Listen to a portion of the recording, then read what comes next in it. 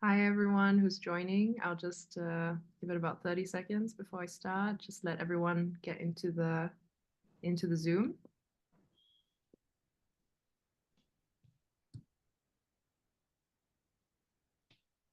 So, hello and welcome to the sixth session of the Waves of Repair, Loss and Damage Symposium. My name is Phoebe Lynn Elnan, and I'm one of the coordinators of Waves of Repair, and I'm very pleased to welcome you to today's session where architect, urban planner, researcher, professor, and curator Gabriela De Matos will present her project Candomblé Terreiros, Sacred Shields Against Salvador's Climate Crisis, which which has been supported by the Waves of Repair, Loss and Damage Artist Research Residency. Thank you all for joining us. So for those of you who are joining us for the first time, the Waves of Repair, Loss and Damage program includes an online artistic research residency, a set of commissioned critical texts, a series of public events such as the symposium, all of which are aimed at facilitating a transdisciplinary exchange around the issue of loss and damage caused by the climate crisis. The program is part of the Loss and Damage Collaboration's Art and Culture program and has been generously supported by the Open Society Foundations. Before we get going, I'd like to introduce some house rules. Today's session will see a 45-minute presentation followed by 15 minutes where we will take questions from the audience. Attendees, you are encouraged to introduce yourselves in the chat, but remember to select to everyone in order to address everyone. If not, you're just talking to us. Let us know where you're tuning in from, share your thoughts on today's topics, but please no abusive comments or you will be ejected from the chat. In order to ask a question, please type it into the Q&A box, not in the chat, because it makes it easier for us to find. And don't hesitate to add questions as and when they come to you during the presentation, as you can still modify your questions after posting them. You can also upvote and comment on each other's questions. This session will be recorded, and recording will be shared on the symposium website, a webpage of our website, within the next 24 hours. So the Ways of Repair, Loss and Damage online symposium is the culmination of the work of the artists in residence and the critical thinkers to date, and has taken place over, well, so far 6, next week another 3 sessions between the 20th and the 29th of January. This week, we've seen presentations by Alexis Pauline Gums, TJ Demos, and Fahana Sultana, who've introduced their texts of repair that they developed throughout 2024, as well as presentations by Zara Malkani, Nombuso Matibela, Sibunelo Gomede, and now finally Gabriela De Matos, who have been presenting their artist research that they've undertaken as part of the year-long Ways of Repair, Loss and Damage Artist Research Residency. Next week, we'll see themed panel discussions during which the artists in residence, commissioned critical thinkers, and other experts will explore the critical links between the loss and damage discourse and the themes already being widely explored within the arts and humanities in response to the combined climate, human rights, and environmental crisis, and the drive towards decolonization. If you haven't already signed up, you can find the registration links for each session on the webpage that's being shared in the chat now. We also encourage you to visit our website because you can find there the texts of repair, as well as explore the digital restitutions by the artists in residence. In this symposium session, Gabriela will present her project, Candomblé Terreiros, Sacred Shields Against Salvador's Climate Crisis, which has been supported by the Ways of Repair, Loss and Damage Artist Research Residency. In this project, Gabriela explores how terreiros, the sacred spaces of the Afro-Brazilian Candomblé religion, could address the loss and damage being caused by the climate crisis in the city of Salvador, Brazil, through their ancestral knowledge and their relationship with nature preservation. By documenting construction techniques and spatial arrangements, she demonstrates the terreiros' microclimatic influence and their role in enhancing local living conditions in urban spaces in relation to climate-intensified events such as heat waves. The project is part of Gabriela's ongoing research on Afro-Brazilian architecture, examined through an intersectional lens of race, culture, and environmental justice. You can visit our webpage through the link being shared in the chat now to explore the digital restitution that provides an insight into some of the research that she has undertaken in 2024. And now, before I hand over to Gabriela, let me just introduce her properly. Gabriela De Matos is an architect, urban planner, researcher, professor, and curator. Her background is in sustainability management of the built environment. She's a co-president of the Brazilian Institute of Architects. She founded the Arquitetas Negras project, which maps the production of Black Brazilian women architects, and is the publisher of the book Arquitetas Negras, Volume 1, which won the IAB SP Award for the Best Architecture publication.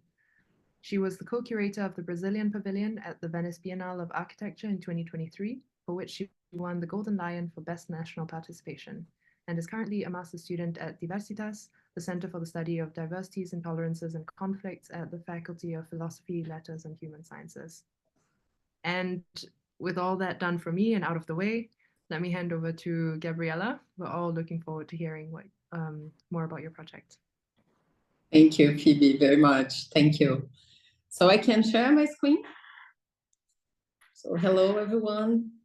Well, I want to first, in the beginning, thank Phoebe, Theo, and Lina for this mentorship. It was a great joy to be with you all in the past year. I want to also say hello to everyone that is here and to thank you for being here. I'm very happy to share the research I have developed over the past year as part of the Ways of Repair Artistic Residence program. This has been a period of rich exchanges, during which I had the opportunity to delve deeper into my ongoing research and accomplish something that I have long desired, to focus on the climate issue as one of the central dimensions of my work and my research. So my research explores Afro-Brazilian architecture and its contributions to the debate on contemporary architectural production. I developed this study as a way to highlight this architectural production, which is deeply ancestral, but also offers fundamental paradigms for current issues such as the coloniality of thought and practice, and the understandings of ecology, culture, and territory. So Phoebe already introduced me, but I want to say, to highlight that my research explores the genealogy of Afro-Brazilian architecture and develops an analytical tools to understand contemporary Afro-Brazilian architecture. In recent years, I have been able to share my research as a speaker in countries such as Uruguay, Colombia, Argentina, United States, England, Switzerland, Netherlands, Spain, and Portugal. As Phoebe said, I was the co-curator of the Brazilian Pavilion at the Venice Biennale, the last one, where we received the Golden Lion. And I think the most important thing in this fact is that the Brazilian Pavilion presented Afro-Brazilian and indigenous contributions and technology in the context of the Biennale for the first time. Since 2020, I have been a professor at the Instituto Escola da Cidade in São Paulo. I am also an architect and artistic director at my office, my own studio, where I develop projects on various scales with an emphasis on research and projects for exhibition design. Currently, I'm in an artistic residence at the Cité Internationale des Arts here in Paris as part of the Atlantic Threads program. So I would like to begin my talk with a quote that I consider fundamental to understand. Just a minute, I want to pass here.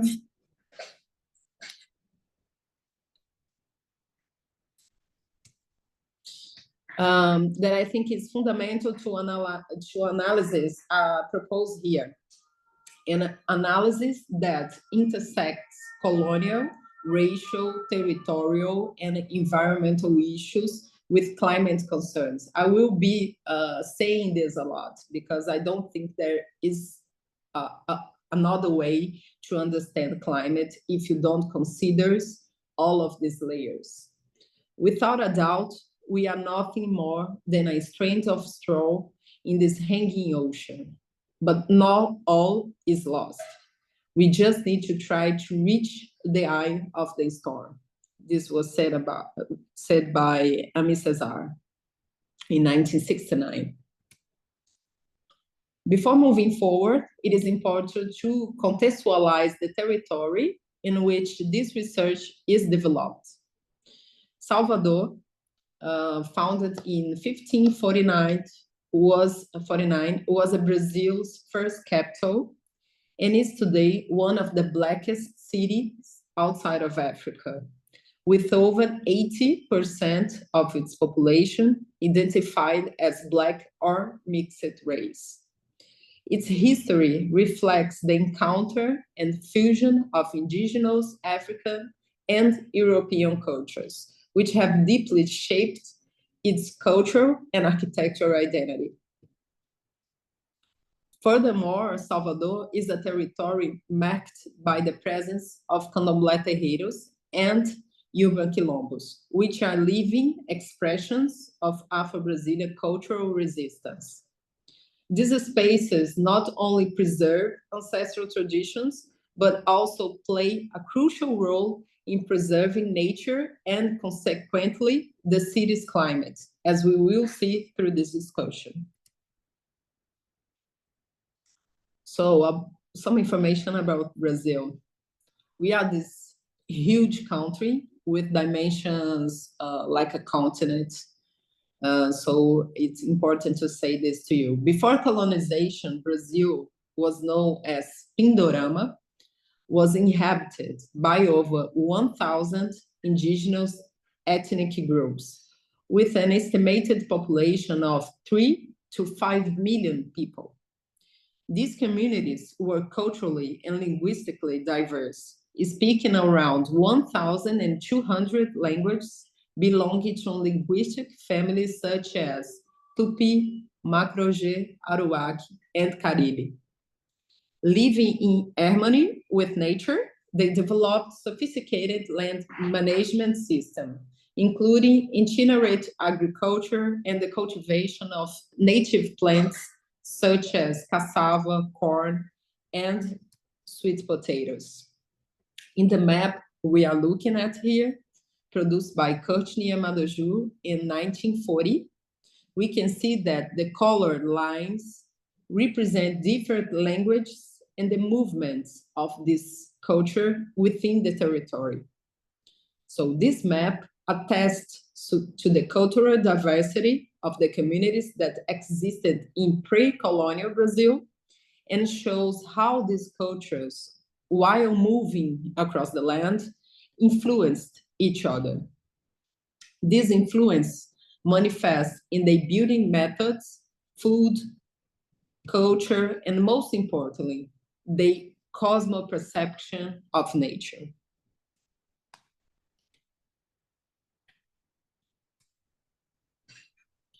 Recent archaeological studies have revealed that pre-Columbian Amazonia was home to complex urban societies.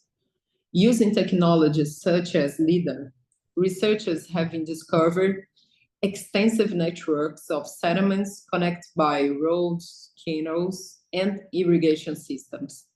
These discoveries reshaped the understanding of the Amazon as a cultural landscape shaped by indigenous practices, which can be considered early forms of landscape design.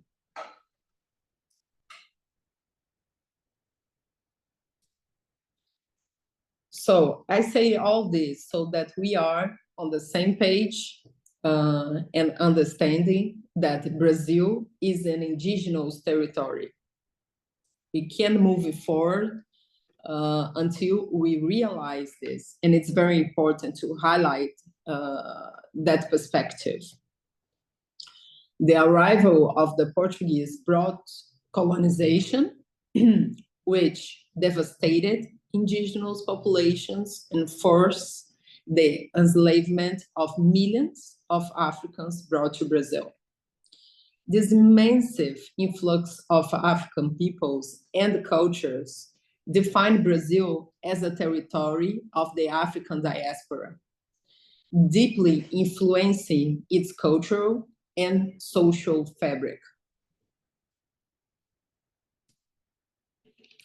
This map was made by me and Paulo Tavares in the context of our pavilion in Venice Biennale. And here you can see on the left side in black, indigenous lands, and on the right side, also in black, Afro-Brazilian Quilombolas lands.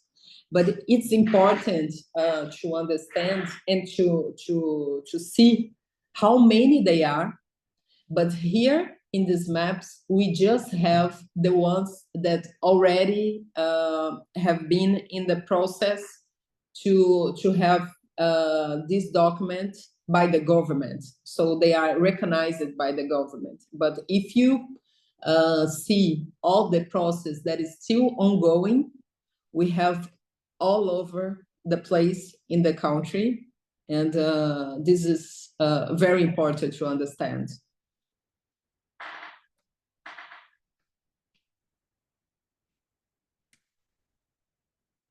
In Brazil, quilombos, as you can see in this image, and Candomblé Terreiros are material expressions of cultural resistance and the preservation of African architectural practice. One important thing for you to know is that, to understand, is that sometimes we have Candomblé Terreiros inside quilombos.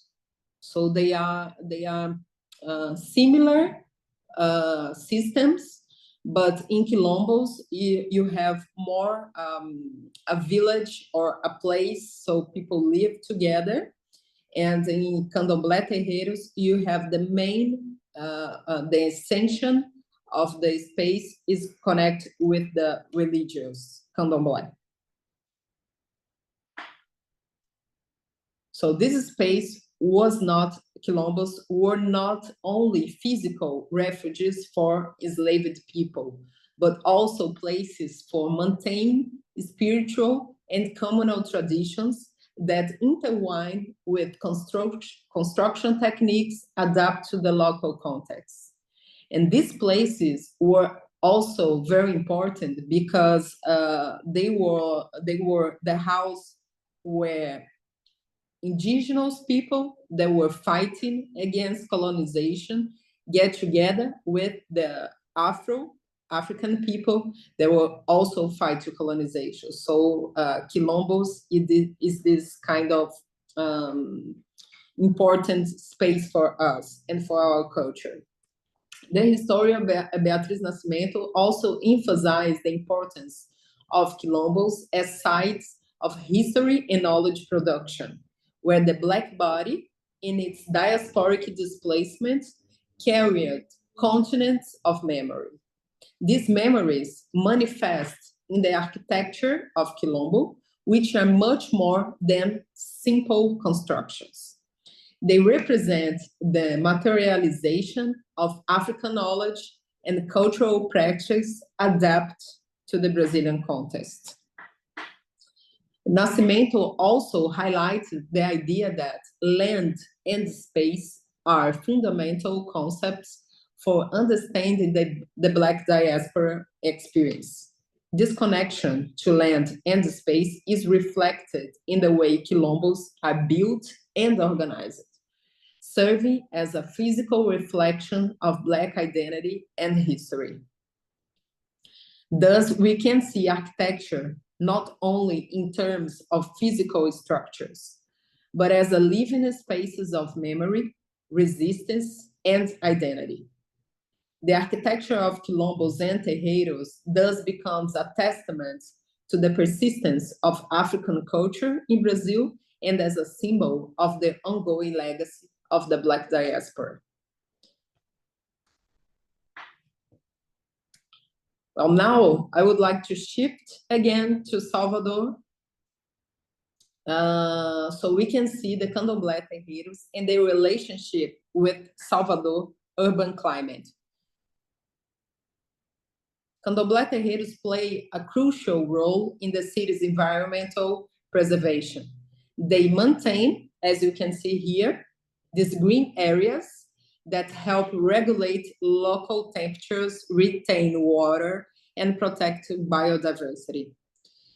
A lot of studies show that terreiro, even in densely urban areas, as this one here, function as green islands, reducing the effects of urban heat island and promoting air quality.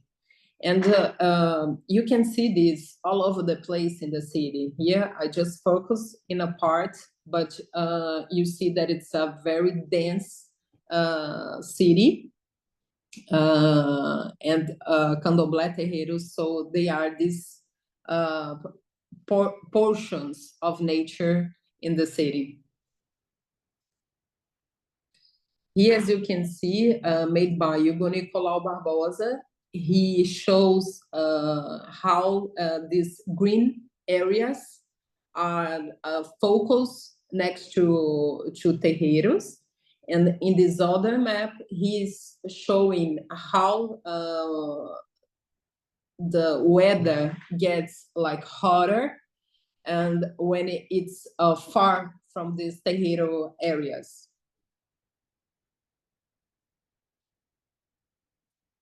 On this right side, you see the map of the city of Salvador.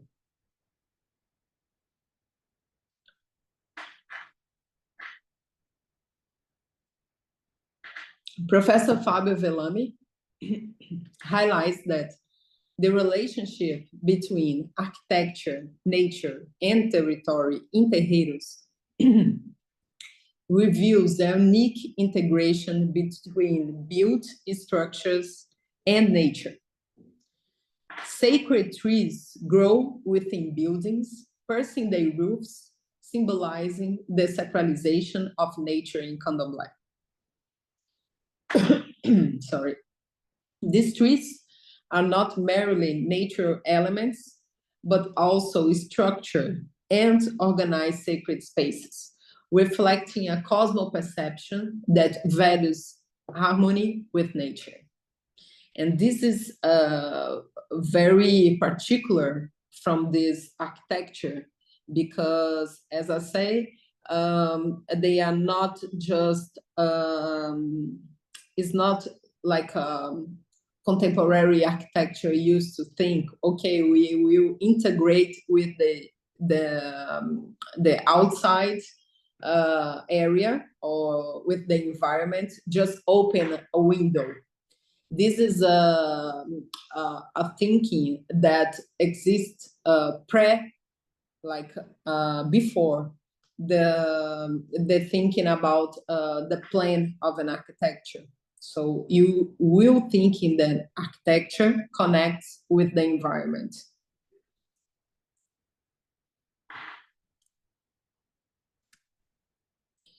Here, I'm going to show to you some images because we have a lot of different kinds of terreiros all over the country. And I'm talking about terreiros here in Salvador, but of course, we can do this research in other territories in Brazil. And in those places, terreiros is doing the same thing, like protecting nature, because there are no terreiros without nature. So they are connected in the beginning. And but I want to show to you that we have a lot of different ways to connect with this nature. Sometimes, like you can see here in this terreiro, the light that goes inside in that blocks on the facade is a connection with the nature and the wind and the light. You also have like some kind of narratives being told on the facade. You can see this in other kinds of terreiros. Sometimes the terreiro, they are thinking about like materials to construct, like they are going to use remnant earth or other kinds of bamboo or other kinds of natural materials. So this protection with nature can be translated in different forms and with different elements. So here is a picture that was in the beginning, but it's very important to say that it's a picture from Terreiro da Casa Branca in Salvador. Ele Axé Yana Soca. And this terreiro is the first one that we have in Brazil.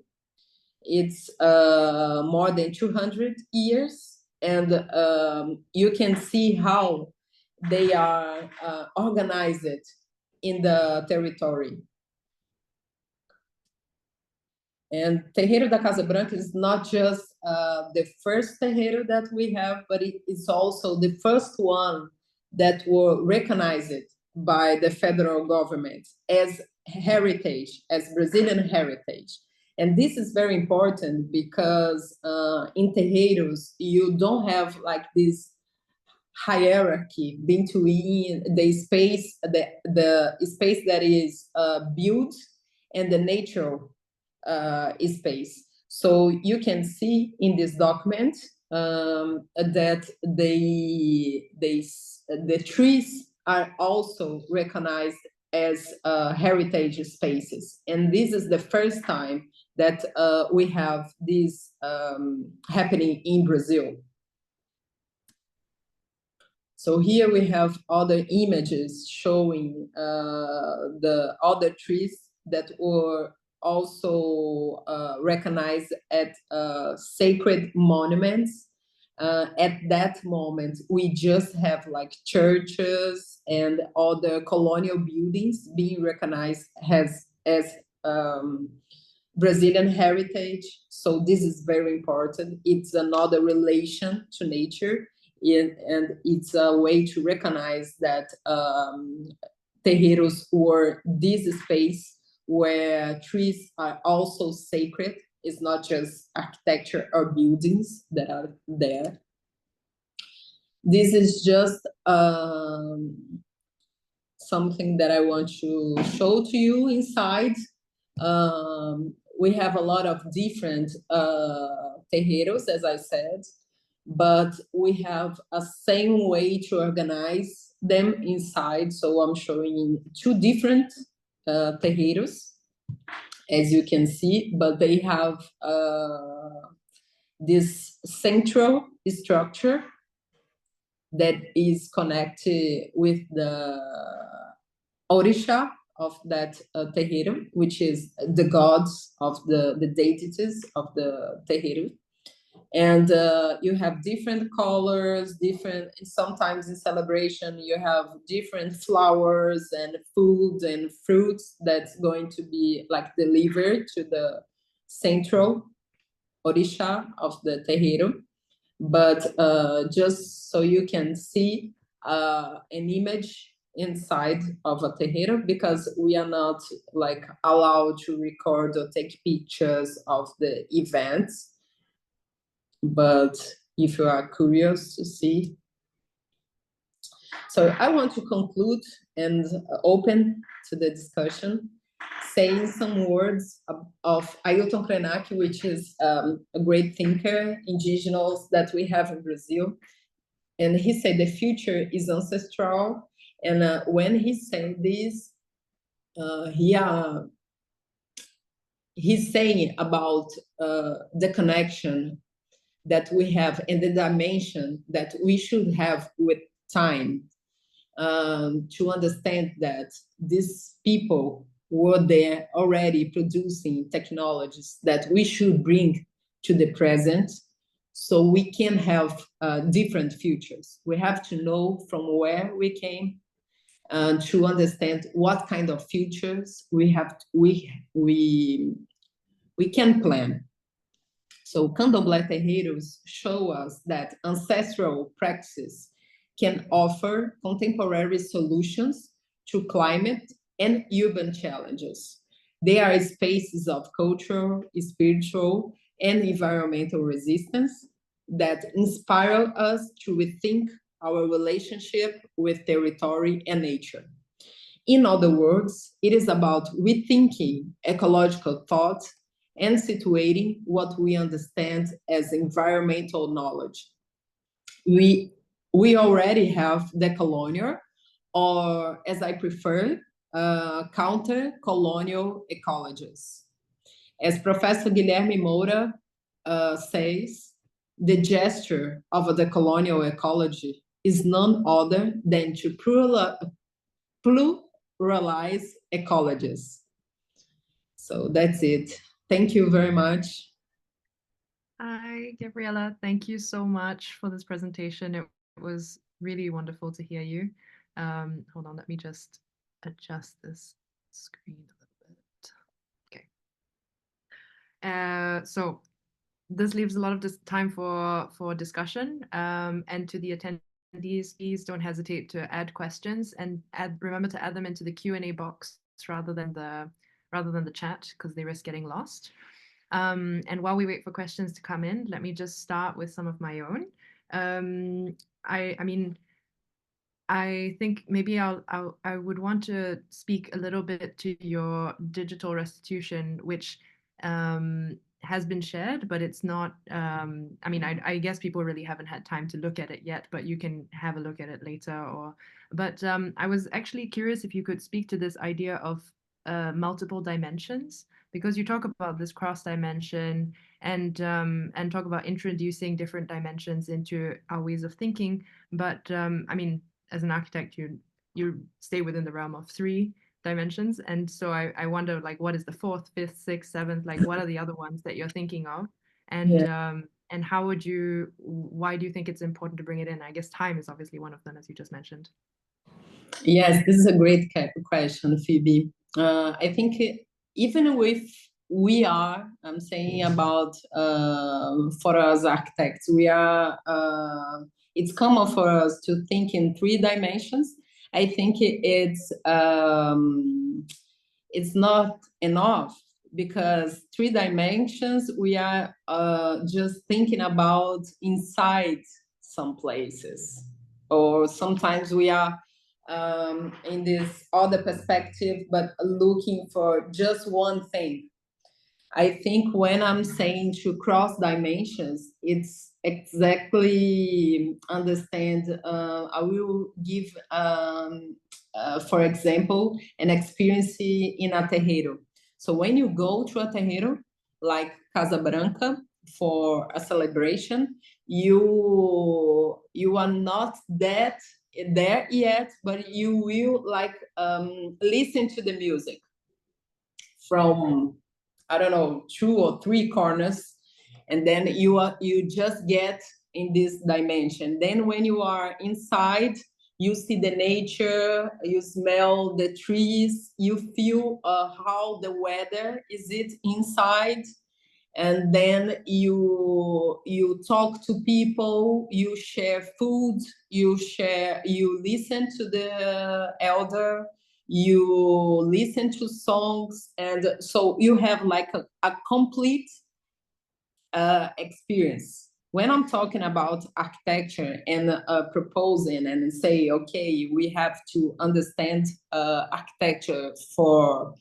different perspectives from different dimensions, is that I'm trying to say is that, okay, we have to think in human in this place, non-human, birds, flowers, kids, different generations of people, and this is cross dimensions for me. And in this case of thinking about climate, I think it's very important because everything is connected. Yeah, that makes perfect sense. The website is a experience like this, so people can't see in the website. I create like 4 different items that I think it's that are connected, and when they click on one of the items, they will see a text made by me, and they will understand how that is connected, but also they can go to another dimension and listen to a music that I think will bring more information to what I'm saying. And you can go on doing this, putting all these layers. Thank you. Thank you. I was going to ask actually more about the songs, but Yeah. we have a lot of questions coming in. Okay. So I'll start with one from TJ Demos who wonders how the Candomblé Terreiro tradition has existed, struggled, and resisted through different political regimes, for example, from Bolsonaro to Lula. How they resisted?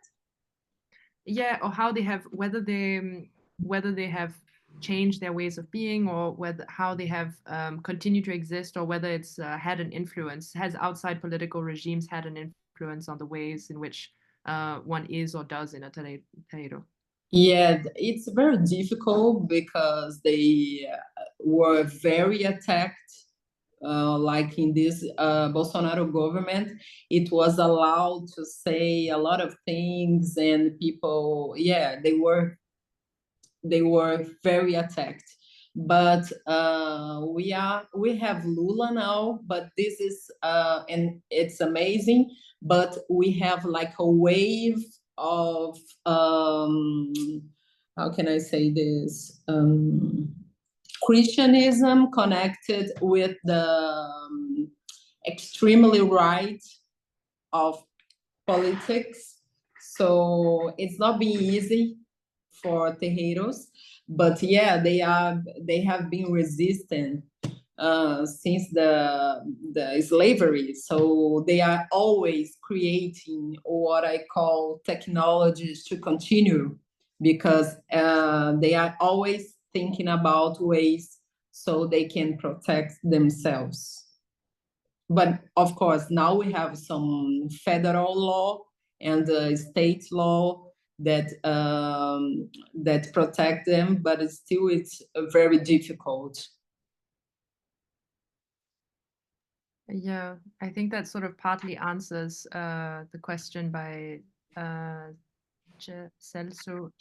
Almeida, who asks about the challenges regarding the conservation of the terreiros and due to unplanned urbanization, real estate speculation, and government actions, and who asks what you think about environmental racism and how this relates to the terreiro struggle.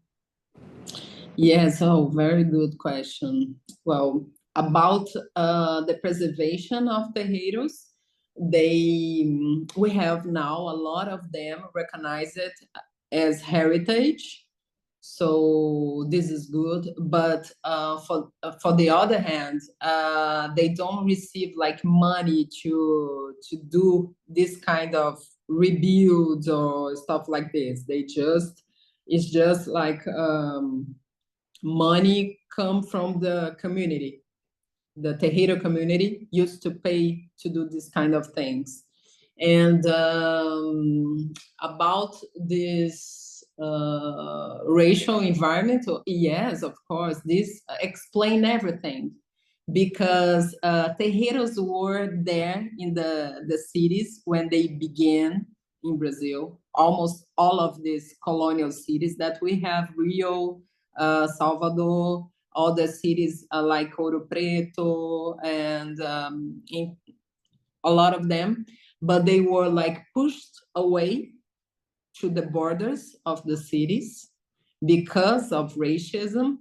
And so now they are in these dangerous areas, because they suffer with floods and with everything that we know.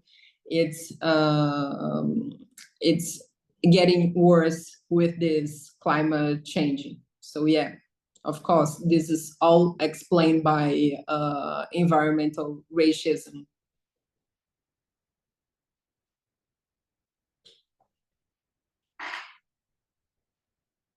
Oh, Phoebe, I'm not listening to you. Sorry, No. I'm just trying to tie a question in with another question about from Bruno Andrade, who asks whether you can give examples, who asks if you can elaborate a bit more about the loss and damage in the terreiros related to climate change, whether you could give examples about what's at risk, and the impacts that are most critical, whether the green areas from these terreiros counterbalance heat waves, and what can be done to mitigate and adapt to these impacts, which I think is something you've already answered, but I think I'll tie it into a question that's maybe about more broadly. Sorry, I lost my question. About maybe what these beyond like the architectural structure of the terreiros themselves, what role do you think their local cultural practices play in climate adaptation in addressing loss and damage in urban spaces? And maybe whether this is, if given this is like a very situated specificity to the context of Brazil, as you've explained, are certain aspects or principles of it transferable to other parts of the world, to build more climate resilient cities or address loss and damage that's already happening? Yeah, we have like general actions being created in the city of Salvador, but we don't have like specific actions connect to this idea of loss and damage to directly to terreiros. This is the, I don't know if this is the question. Do you think that is? Because it's this, Phoebe? Well, it's just kind of about how the terreiros respond to loss and damage, whether how they mitigate or can address loss and damage that's already happening, which you kind of explained about the fact that they're green spaces, and so they're like reducing heat. Yes, of course, but they are not. They doesn't read them like this in this loss and damage. This is my interpretation of the practice, but of course, because they are like these huge communities that are protecting nature in a city that you almost doesn't have nature at all in the city. Yeah, that's true, and which leads also to a question about beyond, because like you said, this physical climate benefit is one thing, but it's not, it's like something that you're trying to present. Do you think that they contribute also to mental, spiritual, and community health of people who interact with them? Because I guess it's also a really important aspect. Yes, of course. Yes, the terreiro is a place that is open like 24 hours to receive anybody from the neighbor or from the city that needs a place to stay or a place to have food or a place to talk with someone. So this is the kind of this space. Of course, they have like sacred space that we are not allowed to go in, but they have like also this public space where they received the needs of the community. Yeah.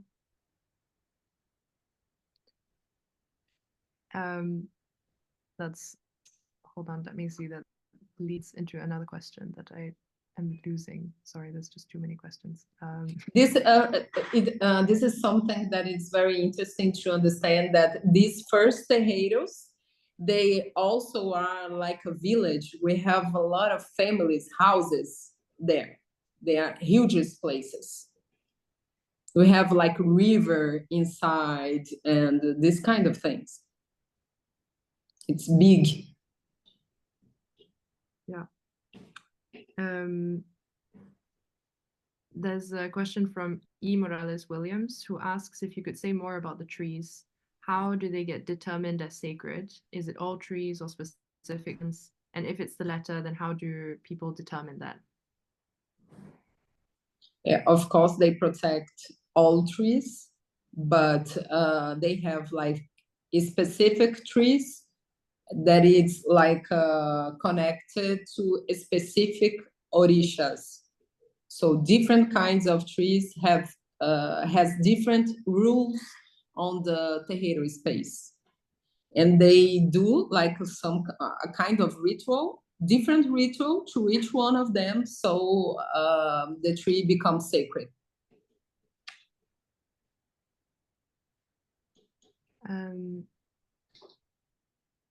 And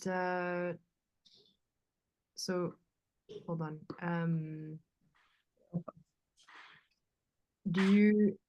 There's a question from James Williams, which is, do you have a project that you personally enjoy or admire that combines nature and design? And can something like this be replicated? But it's similar to a question that I wanted to ask more specifically about this project, which was whether you could speak to a moment, like a very specific moment during this entire research process that kind of particularly moved you, or that shifted something in your thinking about loss and damage, or about repair, or that was a sort of click about, you know, something that you've been studying for a long time, but then maybe you saw it in a different way. Yeah, I have a lot of clicks in the past year doing the research, a lot of them.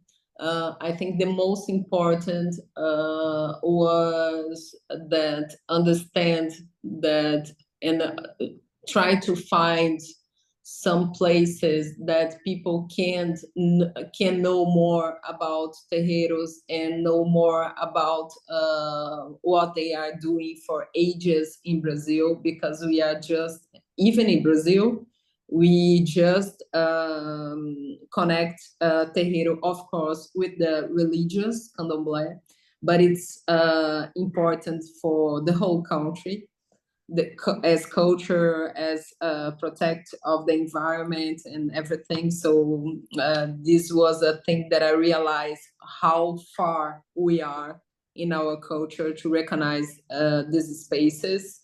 And the other thing were related, and I'm still in this research, so I can't like do a quick answer about this, but I'm still trying to find some kind of new perspective or new theory about production of architecture that can understand more the connection of architecture and nature, not just with this perspective of sustainability, or okay, I will choose some ecological material and that's okay. So how we can think in this new perspective, because I think this is the key we need to shift our way to build and to think in a space, to create a space, not just to build, to create spaces, you know? Yeah, absolutely. And like you said, the importance also of like having the terreiros also as a community space. It's like, it's not just no, plays into the multidimensionality of it. Beyond a space where you are, it's also a space where you connect with others and where you're nourished and yes. And I think the maybe the answer is in the process, how you think about architecture, how many people you have in this table thinking about this space, and how different they are, you know?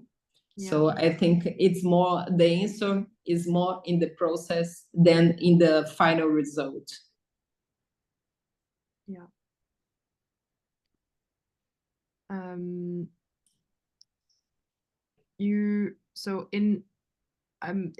It's something that you haven't mentioned in this talk, but I seem to recall from earlier conversations that you mentioned that that often the knowledge holders, or like the custodians of knowledge in terreiros, were elderly women. Yes. And maybe you can talk a bit about like I don't know how you engaged in sort of transgenerational research with them, or whether there's something in particular that you learned from them especially, and why is it that that they are the custodians or the most the holders of knowledge? Yes, of course. This this knowledge, this knowledge related to Afro-Brazilian communities, we have a human archive, and that is this older people that used to say these histories in songs in when you are there at the terreiro talking to them. So I've been pretty close to Terreiro da Casa Branca for some years, and Terreiro da Casa Branca is one of the terreiros that we have that is it's a matriarchy terreiro, matriarchy community. So it's women's that are thinking about preservation in that space. All of these actions that they use to create, to survive in all of these moments, difficult moments that we had in Brazil. So it was very special to have this connection with them. Last year I was invited to rebuild the Terreiro da Casa Branca in a process that is going to take some years, because it's a process that is discussed with the communities and has a specific time to happen. But yes, it's a very important to say that it's a matriarchy terreiro, and of course men, they are allowed to go, but they don't have like important places in the organization. Okay. I see we're kind of running out of time.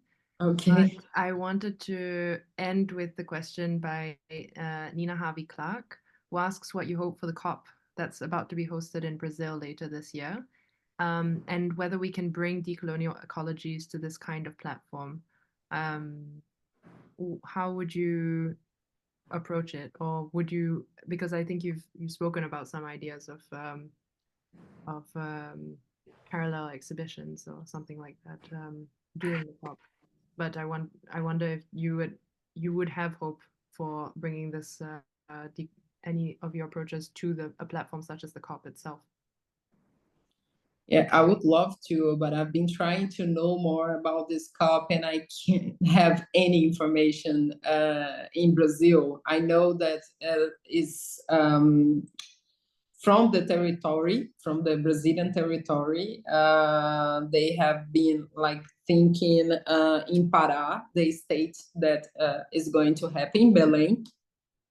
They are thinking there with the organizations there, and I know, and this is great, but I don't know what they are thinking about. How can they bring all the perspectives from the country to also be there? Because it's Brazil is huge, and we had a lot of different experience.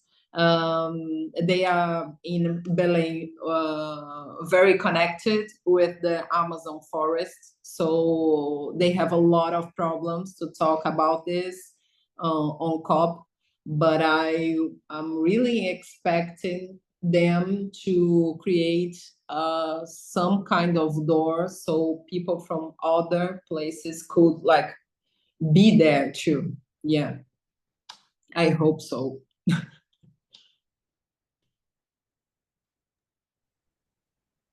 Yeah. Okay, so I think we'll leave it at that.